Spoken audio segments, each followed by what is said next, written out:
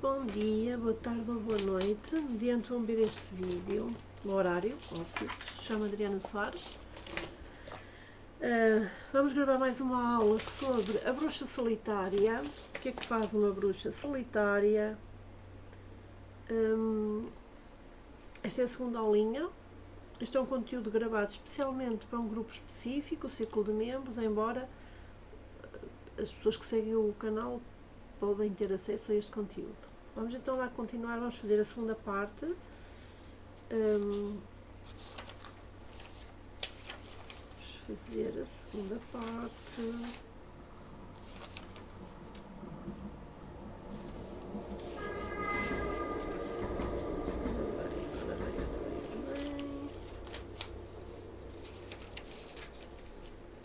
Onde é que nós ficamos? Ok.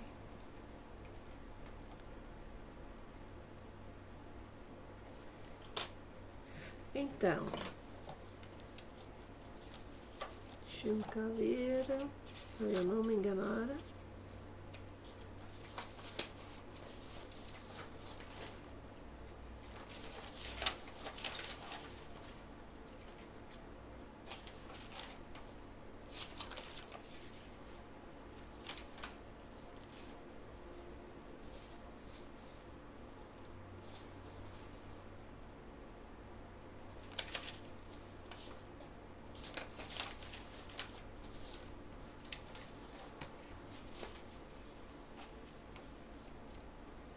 Então vamos lá. Vamos agora falar sobre as 8 fases que constituem as celebrações de eventos na vida terrena da deusa e do deus, que são manifestos. Vamos lá. Vocês vão dar a vossa própria interpretação, a qual poderá mudar consoante o tempo. Assim, da mesma forma como nós também vamos mudando. Aqui, do meu modo de ver as coisas, para quem está a iniciar nesta arte, isto começa por um paradoxo. Por exemplo, você escolhe um ano e diz, é aqui que o ciclo se inicia, por exemplo. Mas não existe um começo nem um fim dentro do círculo, não é?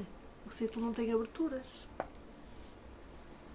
E o ano tem um ritmo cíclico, não uma propagação linear. Ou seja, no Samhain, para quem não sabe, o Samhain é o Halloween, era o ano novo celta e é celebrado como tal pela maioria das bruxas.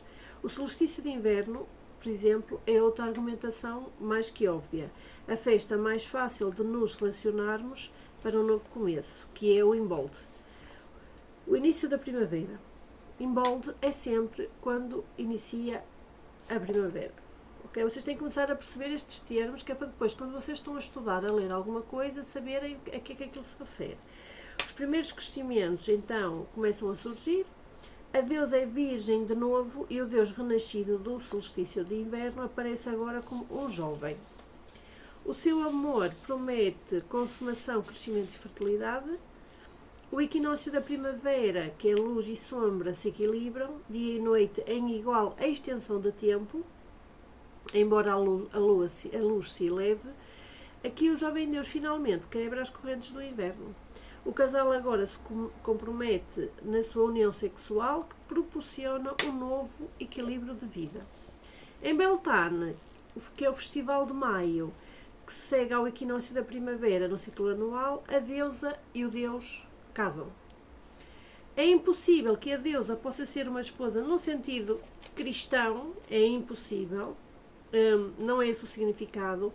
Eles se tornam unidos como um casal apaixonado, pois o amor existe como um facto subjacente e objetivo, é o ápice de toda a nossa gama de experiências psicoemocionais.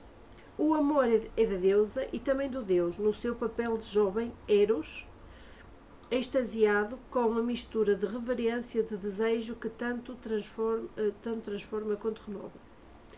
Quanto ao amor verdadeiro, que é impessoal, reconhecendo o deus ou a deusa em cada homem ou mulher, é intensamente pessoal, estando centrado de forma muito íntima no ser amado. Então Beltane, Deus e a deusa, se casam. Paradoxalmente, no passado, este festival era celebrado com orgias. Eu tenho que falar de tudo para vocês, pelos pagãos. O amor sexual, o desejo, tanto pessoal quanto impessoal. No folclore, a deusa se transforma num cervo branco, na véspera de maio. O jovem deus cornífero passa a ser o caçador e ela persegue na floresta e a captura. Ela se vira, acuada, e novamente se transforma numa linda mulher. E ele faz sexo com ela e morre de amor nos seus braços, renascendo instantaneamente, mas transformada em outro ser. A vida e a criatividade aqui estão seguradas. A fantasia sexual é o princípio, o principal símbolo recorrente na integração da feiticeira. A bruxa procura, ou da feitiçaria, a bruxa procura a harmonia com o fluxo natural da vida, como também a reconciliação entre o intuitivo e aquilo que é racional. Ou o interno e o externo, se vocês assim quiserem. O passivo ou ativo dentro da sua própria natureza. Pois este é o casamento interior entre o Sol e a Lua. O sexo é também enfatizado porque constitui o meio pelo qual entramos na vida. Para a bruxa, portanto, o que é o sexo? É algo que é sagrado. Ok? Uma verdadeira bruxa não se relaciona com vários parceiros, com este, com aquele, com aquela, com o outro, não. Para a bruxa, então, o sexo é sagrado, o prazer sexual é uma verdadeira celebração da vida, é um ato de adoração, é um mistério, a força atrás das estrelas. O Deus é muitas vezes retratado como metade homem e metade animal, sendo fortemente sexual, selvagem, indomado e ao mesmo tempo sábio. E ele é de facto o pai de toda a vida, ou seja, o pai natureza. Ele sempre foi conhecido como o Deus da campanha, adorado pelos povos do interior, em muitas roupagens e sob muitos nomes. E entre estes havia o Pá, grego, com os seus chifres e os seus cascos fendidos, o Cernunnos, que era celta, ou o Erne, inglês, com galhadas. Okay? Deveria ser concebido com uma energia vital e instintiva. No reino do além-vida, para lá da morte, ele é o quê? É o guardião, é o guia, e um dos seus muitos nomes é mesmo o rei da morte. A morte que conduz ao renascimento. A morte é o fim, entre aspas. Ou seja, para iniciar algo novo, o velho tem que terminar. Enquanto a Deus é uma trindade, três em uma, o Deus é somente dois.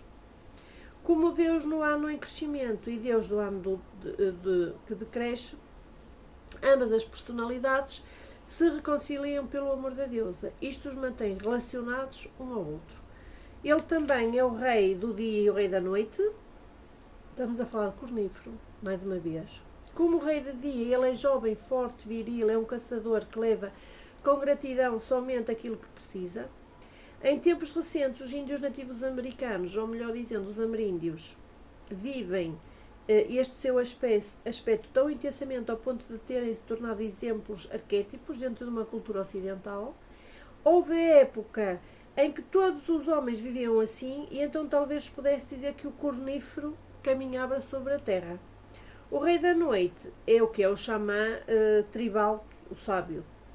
Ele compreende os mistérios e pode curar. É poeta, contador de histórias, professor, feiticeiro, e o seu coração interior é a sabedoria. Ele transcende todas as fronteiras, inclusive aquela que existe entre a vida e a morte. O seu espírito viaja. Qualquer homem pode expressar ou manifestar um lado ou dois lados do Deus, se está de bem com a vida e consigo mesmo. Ao Deus cornífero não interessa o capital, o lucro, muito menos a violação ou o domínio da mulher e da natureza. Ele tem interesse no sexo alegre, música, dança, busca interior da sabedoria. O que ele gosta mesmo é de estar vivo. O seu modo de ser foi seguido nos primórdios do mundo, quando os humanos viviam em equilíbrio ecológico com a natureza. Quando a deusa tripla era venerada universalmente. A feitiçaria é uma religião centrada nesta deusa, ok? cornífero talvez precise de uma maior explicação, embora não se dá explicações sobre as divindades. Porquê? Porque para muitos ele é o pé de bode, metade homem, metade besta, a quem os cristãos se voltaram como fizeram dele um bode expiatório.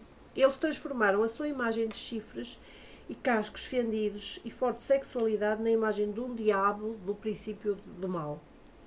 E agora o mundo está escuro, sem cornífero, sem seu riso, sem sua liberdade, sua alegria, seu desejo honesto e sua música.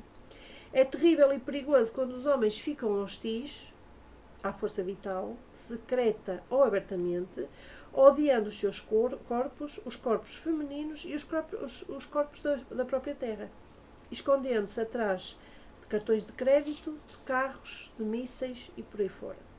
O cornífero não cultiva o ódio, jamais. Ele está constantemente a ser grato pela dança da vida, pela sua própria parte da criação.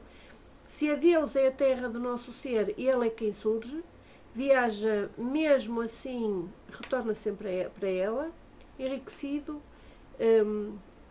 e cheio de sabedoria amorosa. Se ela é quieta e pacífica, então o canto e a dança são um domínio do Deus. É alegre, sempre liberto. Para as mulheres ele é um homem interior, algo como o Animus, descrito por Carl Jung. Para os homens ele é quem extinga os próprios ossos à ação. A deusa Tríplice, criadora vital, tem muitos nomes. Para algumas ela é feiticeira, para outras Arádia, também conhecida como a noiva, como a Diana, como Astorete ou Astarote, Marian, Artemis, Saridian, como a Mãe Terra, chamam-na Gaia. Okay? Ela foi adorada por todo o mundo, pré-histórico, e está sempre com esse povo e connosco mesmo, bruxas, mesmo quando não a veneramos ou não a reconhecemos. Tanto a deusa como o Deus não é uma abstração da qual nós devemos acreditar, ela nos compreende e nos sustenta constantemente.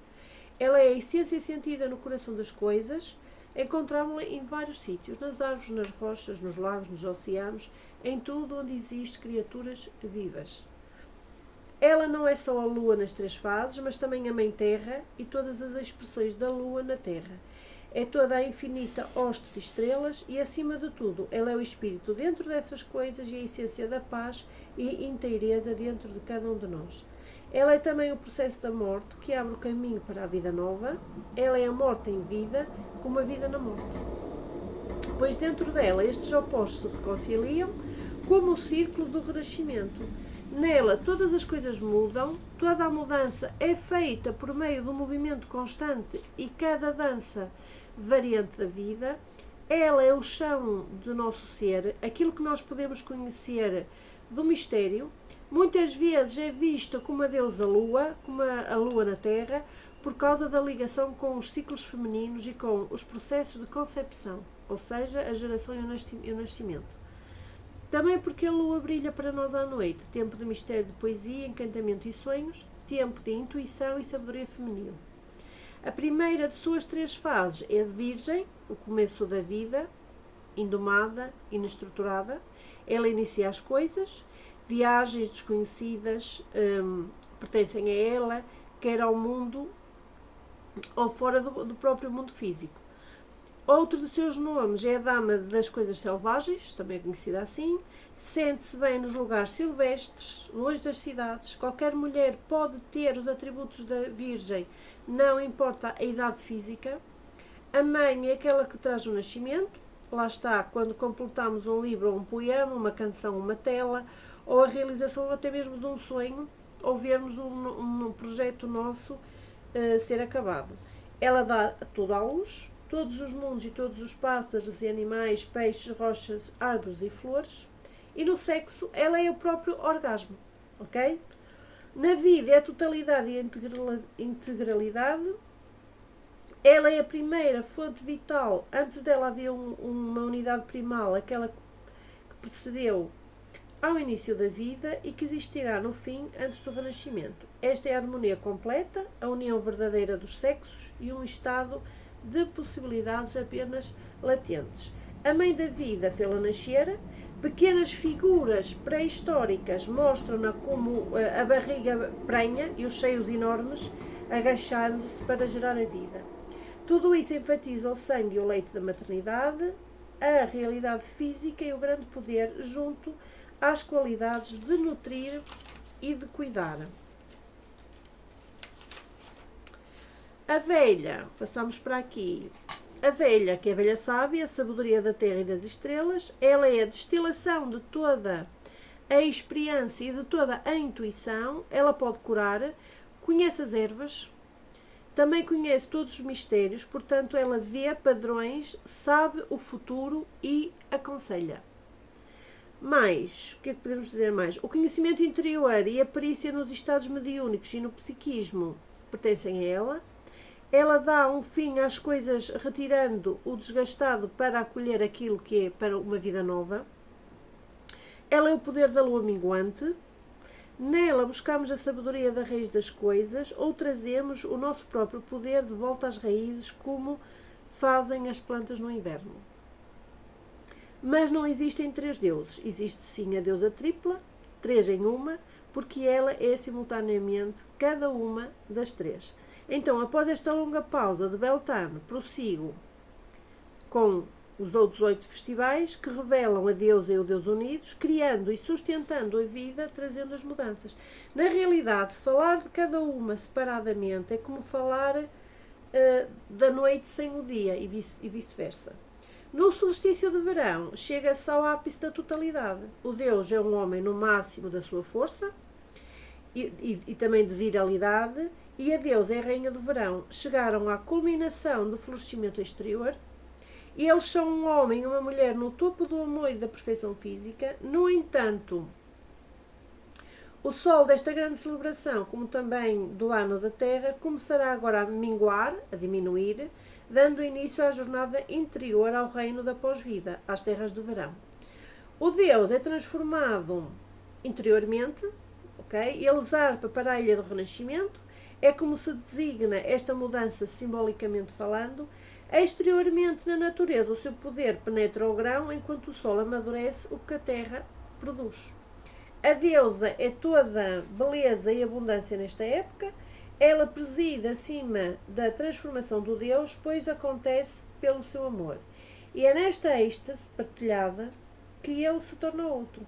Ela é a satisfação completa, é as folhas verdes, é as flores multicoloridas do verão e toda a alegria, amor e paixão. Ela é, afinal, abundante e nela nos realizamos. Em Lamas, a deusa dá-los. É a festa dos primeiros frutos da colheita. O Deus novamente morre pela deusa, o seu poder penetra no milho que agora vai ser colhido. A deusa precisa da sua energia, da sua vida, para que uma vida nova possa crescer. Ela se torna a implacável, a ceifadora cruel, assim como é a mãe abundância, a dama da colheita. O Deus, após o seu sacrifício como o rei do milho, renasce, é o pão da vida. A história cristã da morte, da ressurreição e do pão, do corpo, isto aqui quem usa isso são as senhoras de Jeová. E mesmo a Igreja Católica, lá dar a comer o Senhor todos os domingos e a beber o sangue do Senhor, ok? É uma variação disto tudo que nós estamos a falar. As imagens agora são do enterro, do renascimento e também do pão, um sacrifício para que a vida prossiga. Em termos remotos, o sacrifício do Deus era às vezes, naquela época, interpretado pela matança verdadeira de um homem, do paganismo primitivo, mas isto provavelmente acontecia apenas naqueles períodos da pré-história. Quando a prática pagã perdeu essa pureza original e começou a ser decadente, a evidência do mito e da lenda mostra que o sacrifício era seguidamente um substituto do homem em forma de animal, uma imagem, e na Irlanda, por exemplo, eu aqui posso falar, que eu sei do que é que eu estou a falar, havia a lenda de um homem que era enterrado na terra até o pescoço, ok?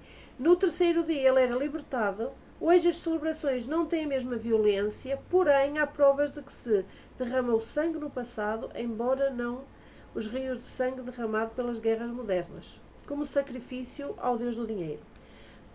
Ok? Em Mabon, o equinócio outonal, encontramos o rei e a rainha na abundância, é o festival das colheitas. Então, cercados pelos frutos e pelo amor de suas vidas, agora a luz e as trevas se equilibram novamente, mas a luz minguante. O Deus é muito mais velho do que no equinócio da primavera. Este é o tempo de um ajuste de contas e ao mesmo tempo também de agradecimentos. É o tempo da colheita, medindo também as perdas, um tempo de julgar e olhar para trás de um ponto de vista maduro. Isto para dizer o que é? Acreditem que se vocês começarem a cultuar estas datas de forma correta, por isso é que eu vos estou a ensinar, o vosso ano é muito mais abundante, de fartura, com atitudes sábias, uma maior sabedoria, ok?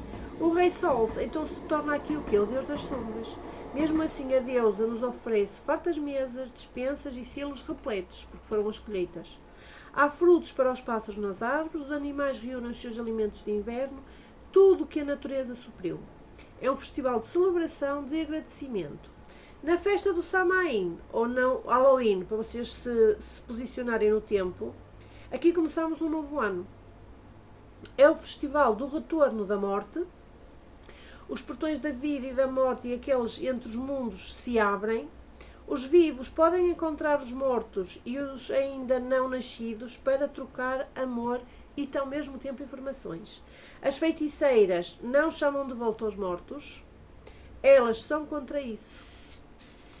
As pessoas acham que a morte é o fim. É mentira, é meio do caminho.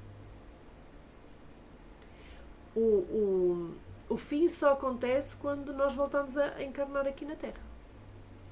Quando há um início, ok? Se estamos a chamar, estamos a interromper aquilo que é o destino daquele espírito. Elas são contra isso. Os mortos não estão e não deveriam estar à nossa disposição, pois a morte envolve vários estágios. A morte é isto aqui, a carne deixar de existir. Vários estágios, processos. E isto é tanto de purificação como de reequilíbrio espiritual. Como descanso e profunda comunhão com a fonte de toda a vida. Pode haver estágios de aprendizado e preparação para uma nova vida, a nova encarnação, era o que eu dizia agora há um bocadinho. Nesta noite da morte do ano, porém, as feiticeiras abrem um espaço psíquico pelo retorno de entes queridos e assim, se assim o desejarem e puderem. E aqui estamos a falar quando as pessoas festejam o dia de Todos os Santos, o dia dos mortos. A deusa transforma-se na velha, isto é uma velha sábia, em Samain. Ela traz conhecimentos que talvez sejam amargos a princípio, mas que conduzem à sabedoria. O Deus é o rei da morte, guiando através dos dias escuros do inverno. No solstício de inverno, o ciclo interno recomeça, não como nós esperamos, com a transformação da velha sábia na virgem, seguindo a sequência normal das fases da lua. É a noite mais escura, há uma pausa, uma expectativa, reina profunda escuridão, como no interior do caldeirão da Grande Mãe. Neste recipiente de mudança, o antigo rei das sombras se transforma no rei do sol, a criança da promessa recém-nascida. Na época do Natal, todos precisam retornar à mãe, a velha correlação entre o túmulo e o útero. Na festa cristã de Natal, as pessoas ainda celebrarão o nascimento do Filho do Sol, de Jesus. A Igreja, tendo escolhido esse tempo como o mais apropriado para o evento, sempre a apoderar-se daquilo que não é deles, mas sigamos em frente. E nós todos retornamos às nossas mães pessoais, à casa da família, nesta altura. A não ser que sejamos mulheres maduras e, de algum modo, mães acolhendo e cuidando da sua própria família e de amigos. Ou a não ser que sejamos homens maduros, provedores como seus consortes. Mas o papel do pai é o de ficar na sombra, como o do cristão José. Representa o ano que passou. Ok? Seu filho rival, Deus do ano que cresce, está a nascer. Um processo representado nas muitas proezas dos mímicos, como Mastfel, mais Avon, e basicamente é isso. Um homem sensível, e não adianta dizer, Adriana, isto é chato, não compreendemos, se vocês não estudarem nunca vão compreender. E se vocês, este tipo de informação, isto é o mais light para vocês começarem. Isto é conhecimento de iniciação à bruxaria, que a maior parte não o tem, embora se intitulem como tal, mas isso já é um problema de cada um, ok? Se vocês querem ser mais um, andar aqui a queimar oxigênio, ou mais um, tudo bem. Se querem fazer a diferença, têm de estudar, obviamente. Eu também estudei e não morri. Um homem sensível às suas mudanças interiores pode-se direcionar para uma nova orientação diante da vida durante um ou pouco depois do solstício de inverno. Para a mulher, a experiência também da transformação e de renovação, mas enquanto ela é, na verdade, o meio pela qual o homem volta a ser ele mesmo, renascido, na vez dela, ela simplesmente a sustenta e guia no renascimento de si própria. O papel aqui do Deus é de proteger, é de protetor. E começamos um novo ano. A roda gira, não é? A Virgem reaparece junto ao jovem Deus que nasceu no solstício de inverno. No Natal, o solstício de inverno, ocorre o evento mais mágico do ano. Dentro de um momento, tudo vai ser renovado. Não só morre o rei do ano minguante, mas renasce como o rei do ano crescente. Mas a deusa dá à luz o seu self mais jovem e toda a natureza passa a ser restaurada. Nos integramos com os padrões arquétipos de mudança e crescimento anualmente e durante o percurso vital. As datas dos sabás são festivais, destinam-se em geral aos 4 quartos, Imbolg, Beltane, Luganash e Samain. Aqueles para os quartos cruzados, que são os equinócios e os solstícios, que depois vai de 20 a 23 de dezembro, 2 de fevereiro, que é um dia, 2 de fevereiro é o dia, 20 a 23 de março, 30 de abril, 20 a 23 de junho, 1 de agosto e 20 a 23 de setembro. Os pagãos modernos, que é aquilo que nós somos de verdade, ok? Festejam isto.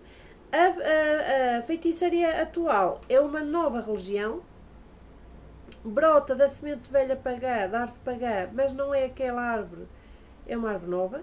O velho paganismo morreu na Europa, deliberadamente assassinado durante a grande perseguição às bruxas, que agora é chamada de Inquisição. Os temas básicos do velho paganismo são subjacentes a todas as formas de vida. Okay? Constituem padrões arquétipos e, por essa razão, a mais velha das religiões precisam de voltar a renascer. Como bruxa solitária que sou, que trabalha independentemente de qualquer grupo, o meu trabalho é encontrar a essência, o verdadeiro espírito do trabalho, mas de uma maneira simples para que todos possam compreender. Ok? E é isto. Gravamos mais uma aula, mais um capítulo. Eu espero que vocês gostem. Porque é um esforço da minha parte e espero que vocês, principalmente quem de alguma forma quer passar a trabalhar neste conceito, tá? Beijos no coração, fui.